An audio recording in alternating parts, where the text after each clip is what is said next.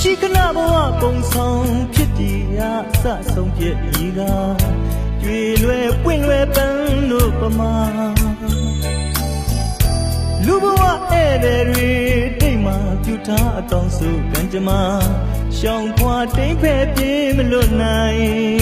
ပြုသမျှကံမေ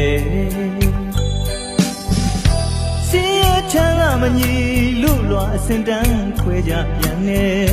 သူငါအဆွဲတွေမထားကြနဲ့အတ္တလိတ်တွေဖဲတရားတွေတနာများနှလုံးသွင်းနိုင်ရင်တန်တရားဆက်ရလန်းတော့မြင်တွေ့ရမည်က